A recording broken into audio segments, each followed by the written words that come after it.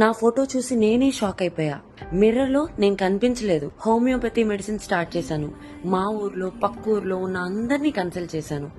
5 yearsలో అందరు ఒకటే చెప్పారు, వెయిట్ తగ్గాలి, ఫిజికల్ యాక్టివిటీ ఉండాలి, అప్పుడే పిసిఓడి తగ్గుతుందని.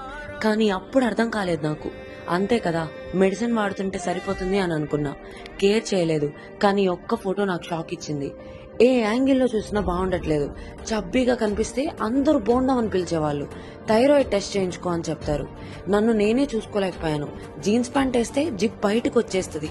ఆ మూమెంట్లో నా క్లారిటీ వచ్చింది. వైషు, ఇలా కాదు, ఇలా లేజీగా సెల్ఫ్ డౌట్తో కాదు మనం బ్రతకలేం. నా లైఫ్ని మార్చుకోవాలని డిసైడ్ చేసుకున్నాను.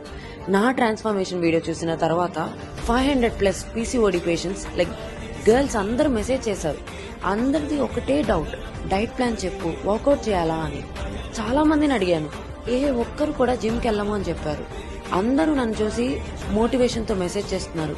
కానీ నాకు చెప్పాలనిపించింది ఏంటంటే, ఇలా అయితే పీసీఓడి ఎలా తగ్గుతుంది? ఒకసారి ఆలోచించండి.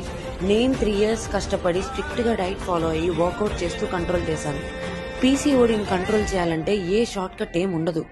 కమిట్మెంట్ అండ్ కన్సిస్టెన్సీ ఉండాలి.